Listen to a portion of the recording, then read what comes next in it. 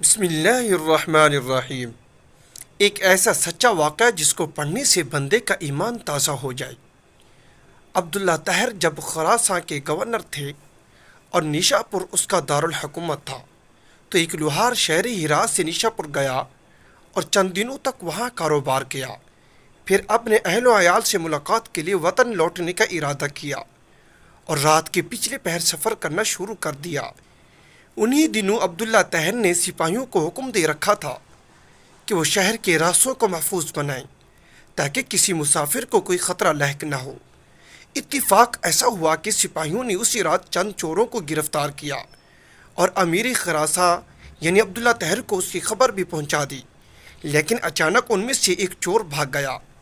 اب یہ گھبرائے، اگر امیر کو معلوم ہو گیا کہ ایک چور بھاگ گیا ہے تو وہ ہمیں سزا دے گا۔ اتنے میں انہیں سفر کرتا ہوا یہ لوہار نظر آیا۔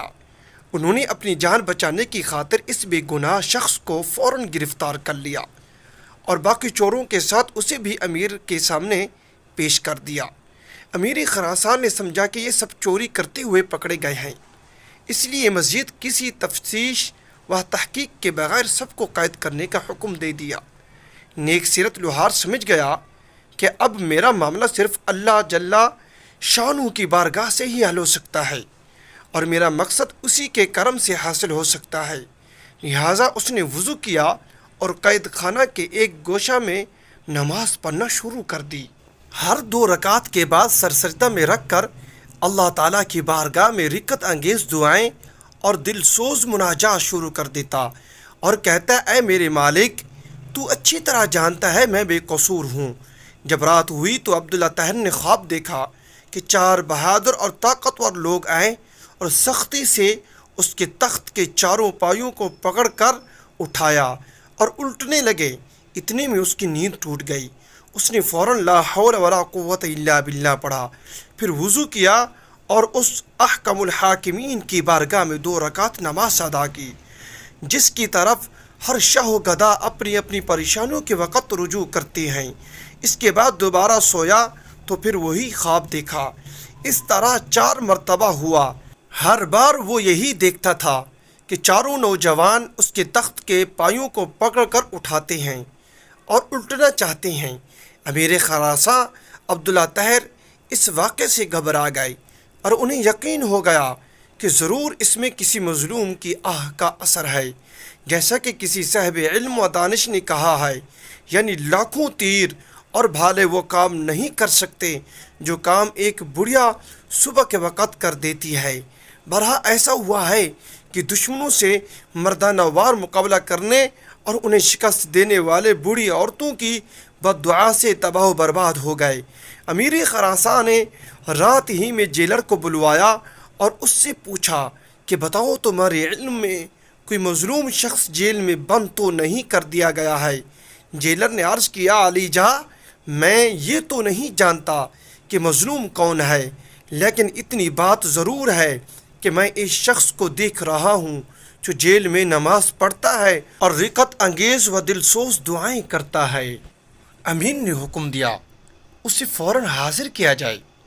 جب وہ شخص امیر کے سامنے حاضر ہوا تو امیر نے اس کے معاملہ کی تحقیق کی۔ معلوم ہوا کہ وہ بے قصور ہے۔ امیر نے اس شخص سے معذرت کی اور کہا، آپ میرے ساتھ 3 کام کیجئے۔ نمبر 1، آپ مجھے معاف کر دیں۔ نمبر 2، میری طرف سے 1000 درہم قبول فرمائیں۔ نمبر 3، جب بھی آپ کو کسی قسم کی پریشانی درپیش ہو تو میرے پاس تشریف لائیں تاکہ میں آپ کی مدد کر سکوں۔ نیک سیرت لوہار نے کہا، آپ نے جو یہ فرمایا ہے کہ میں آپ کو معاف کر دوں تو میں نے آپ کو معاف کر دیا، اور آپ نے جو یہ فرمایا کہ 1000 درہم قبول کر لوں تو وہ بھی میں نے قبول کیا، لیکن آپ نے جو یہی کہا ہے کہ جب مجھے کوئی مشکل درپیش ہو تو میں آپ کے پاس آؤں، یہ مجھ سے نہیں ہو سکتا۔ امیر نے پوچھا، یہ کیوں نہیں ہو سکتا؟ تو اس شخص نے جواب دیا کہ وہ خالق و مالک جل جلالہ جو مجھ جیسے فقیر کے لیے آپ جیسے بادشاہ کا تخت ایک رات میں 4 مرتبہ اوندا کر سکتا ہے تو اس کو چھوڑ دینا اور اپنی ضرورت کسی دوسرے کے پاس لے جانا اصول بندگی کے خلاف ہے۔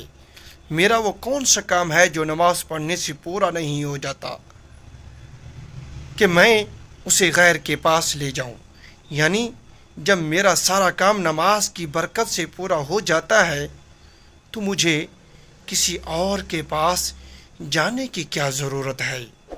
اگر یہ ہماری ویڈیو اچھی لگی ہو اس کو لائک کریں، چینل کو سبسکرائب کریں، ساتھ دیے گئے بیل آئکن کے بٹن کو دبا دیں۔ جزاک اللہ۔